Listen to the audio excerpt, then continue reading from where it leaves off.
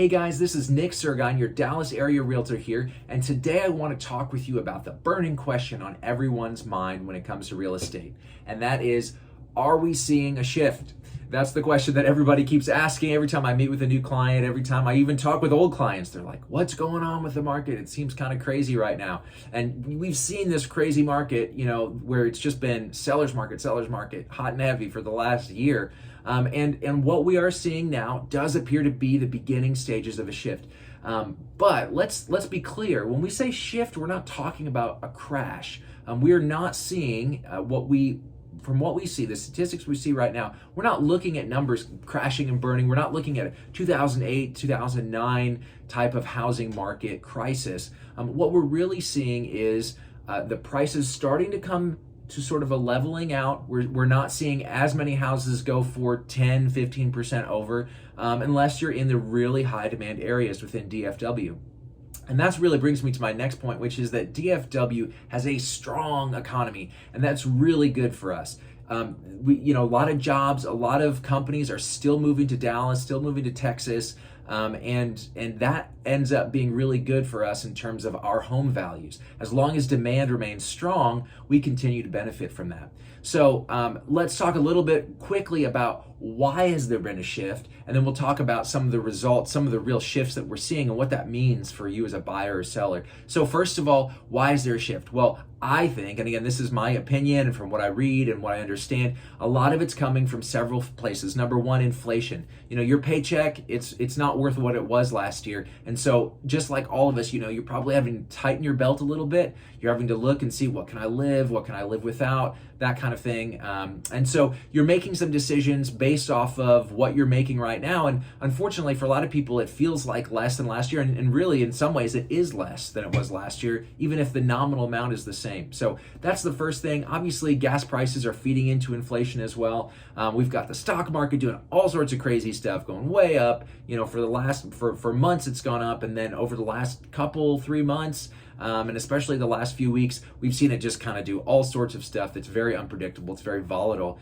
And of course, that leads into sort of the recession concerns. And I think that's kind of the capstone to all of this. That's really where we're starting to see the market shift quite a bit. Is inflation sort of, it drove the car here, and recession's pushing it off the cliff. And I say the cliff, I want to be careful with that language. What I mean by that is simply that, if there's something that's really taking the housing market in a little bit of a different direction, it's those recession concerns that we're seeing. So there's other things we could talk about, the decisions the Fed has made, and those have had an impact on interest rates, mortgage interest rates specifically. So what we are seeing is that mortgage interest rates have gone up over the last few weeks and months, but most recently, interestingly, with the recession that's everyone kind of thinks is on the way, we've actually seen them come down a little bit. And so that could be good news for borrowers in the near term future, is because, with all of the worry about the economy, their interest rates actually tend to come down a little bit, so that people will continue to spend and not just save all their money.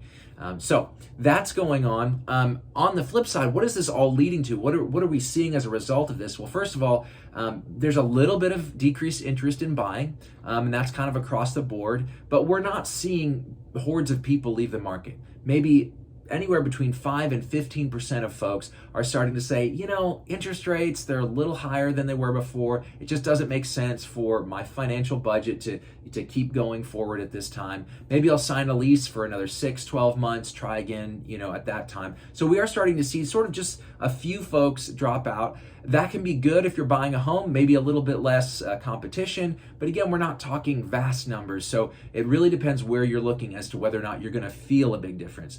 But, we are starting to see a little bit of, homes aren't going, maybe they're not going for 15% over what they're listed for. They might be 12% over, 13% over. And eventually that will start to tick down, and we'll start to see a little bit more normalizing. At least that's what we're hoping over the next few months.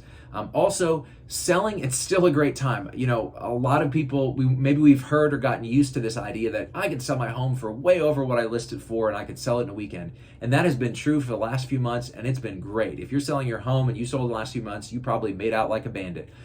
But really, we're still in a pretty strong seller's market right now, because again, supply has not kept up with demand, and that's really why the seller's market even exists. So even though demand may have gone down a little bit may have come down a little bit, and supply, yes, has gone up a little bit, also a good thing if you're a buyer, we still don't have enough to meet the demand that we've currently got. And so it is still a seller's market. You might not make crazy numbers on your house, but you can still sell it for a good price. So it's a good time to sell. And like I said, the good news going back to the buying side is inventory is starting to go up a little bit. I think we kind of started our summer season a little early this year. Our spring and summer kind of started early. So now that we're officially in summer, as real estate agents, we're kind of always calling the current season the future one. So we're almost in the fall season now. I know it sounds crazy. We just started summer, but we're already kind of looking like, okay, it's starting to get into a little bit of a cooler time of year in terms of the market. And so that actually can be a really good time if you're thinking about buying. When I meet with people, I tell them all the time, I bought my house in the late fall. I think that fall and even early winter can be good times to buy a home. There's lots of reasons we can talk about those, but not necessarily a bad time. And you might actually start to see prices be a little bit more reasonable in terms of what they're listed at versus what they sell for. So anyway, if you have questions, give me a call, shoot me a text message, an email. Let's talk about it. Maybe it's the right time for you, or maybe it's not. I don't know your specific situation, but I'd love to. Let's talk about it. Let's figure out what's right for you, and hopefully we can find you a home soon. Thanks so much for watching. We'll talk to you next time. Bye-bye.